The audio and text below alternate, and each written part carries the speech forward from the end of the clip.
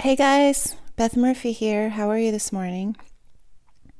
So we were doing a countdown, and I hope you know that I don't pick these for any particular reason other than it's kind of a backdrop. I need a little bit of structure to talk to you.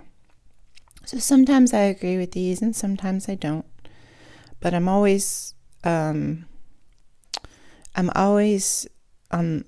showing you something positive. I hope. Like even this title, I don't care for this title. INFJ problems, right? What are we focusing on here? Problems. So we did overwhelm, we did creepily observant, we did people pleasing. So now this one is, gosh, they didn't really put a lot of thought into this. It's only a couple sentences. Feeling like an outsider. So we're going to briefly talk about that today. And let me read it for you. In feeling like an outsider, it can be lonely being such a unique snowflake personality. It's easy for INFJs to feel like outsiders who don't fit in. Well, outsiders. Who says we're outsiders? Outside of what? Outside of the norm, outside of the average. So what? Who wants to be average? I don't. I really, really don't. And I have enough INFJ friends that would agree with me. So let me be sympathetic, though. I have to go back into my past to be sympathetic. If you feel like an outsider, I can see where it comes from. You were told that you were, to anything, to, in quotes, you're too this, you're too that, you're too sensitive, why are you crying? Okay, maybe that was just me. But of course you're going to feel like an outsider, but how you feel about being an outsider is where all your power is. And when I was a young person, we didn't have the internet. I didn't have the internet till I was in my 20s. I didn't really know how to use it proficiently until I was in my 30s. So when I was a kid, I did feel like an outsider because this is society, right? What's popular is what's known, what's been established, what's expected. People back then, and I like to think that, presently we're allowing of more creativity and more self-expression and so forth. But I was in a small town and you really didn't want to appear different. So what wound up happening is the different kids found each other. And then, I was not feeling like an outsider as long as I had those people around me. Matter of fact, back then, I'm thinking back, my best friend was an INFP. And we didn't know about Myers Briggs back then. My other best friend was an INFJ. So, and the three of us were together. So, not a surprise looking back, right? You have introverts that use their intuition and that have feeling. That kind of sensitivity is going to stick out, how high school is. So, but we had each other, and when we had each other, we were happy. And I didn't have the luxury of testing all of my friends since we became adults, but I'm pretty sure there were other sensitive kids in our group. So, in that regard, identifying with an outsider, I can understand, but there's no reason for that as you become an adult. You just don't have to identify with these labels if they're not serving you.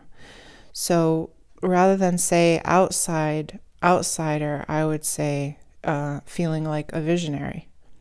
Because the thoughts that we think, the ideas that we put together, the places that we want to go as idealists,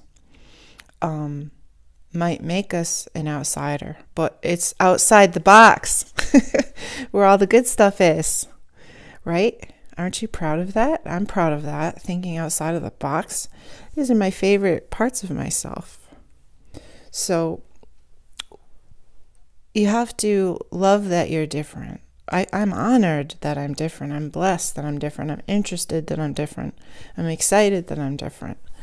And this didn't happen overnight, of course. If you're a young person, realize you're never going to stop growing as long as you're breathing. You're going to keep growing. You're going to keep implementing ideas. You're going to keep opening yourself up to things you find on the internet.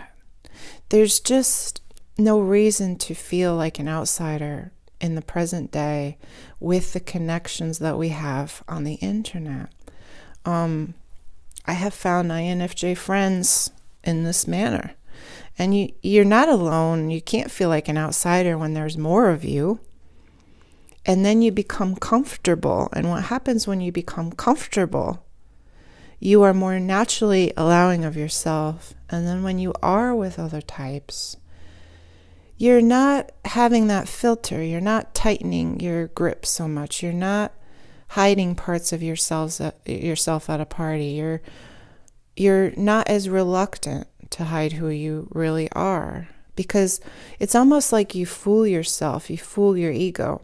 If you hang out with enough of you, if you hang out with INFJs in a chat room, if you hang out with them even just, on YouTube, just with ideas or comments interacting, you're gonna become more comfortable, and it'll just slip out. You'll be out in the world, and you'll let a little bit of yourself out. And when you are accepting of yourself, other people are more accepting of you. And if they're not, you didn't really need them. So we're just going to consider our atmosphere. I know I'm always going to have my guard up. If I was in a room full of sensor thinkies at a 9-to-5 job, which I'm very blessed that I don't have to do anymore. I've made videos on that too. I feel like we're natural entrepreneurs. So if you can nurture that, I feel like it would be helpful to you to be on your own if possible. But if you're in that sensor world, the 9-to-5 world, I would still recommend you kind of take in your audience before you let all of you out, because there's repercussions for people that use their intuition as we do. I have a doctor friend, an INFJ, and she knows about her patients before the sensors know. Like, she just knows who's even not going to make it, right? How interesting is that? But she's not going to, get out a megaphone and talk about that, because it might be, her job could be in jeopardy. So, but if you're in a social setting at a party or at a family reunion or something, you should let some of yourself come out. And if there are repercussions, then they don't really love you, because you can love someone that's different, or as they're calling us, an outsider. You can love someone you don't understand. It's not hard. So if you feel like an outsider, just kind of relabel it. I'm a visionary. I think outside the box. I'm rare, which is wonderful. I'm a leader. So that's how I would prefer that you see yourself. We're all snowflakes. We're all individuals. When you get right down to it, we're not just types. Anyway, everybody's a snowflake. But yeah, so that's it. That's all I have to say on that. Looks like the next one's going to be losing touch with their true self. That's what they're saying about us. All right, so that'll be the next quick video. And that's it. If you have anything you feel like you want to talk about, or you want me to talk about, leave it in the comments. All right. And other than that, we're just going to keep doing our thing. I was kind of checking this out. What an INFJ needs to be happy. That's going to be in the future. All right. Thanks, guys. Have a great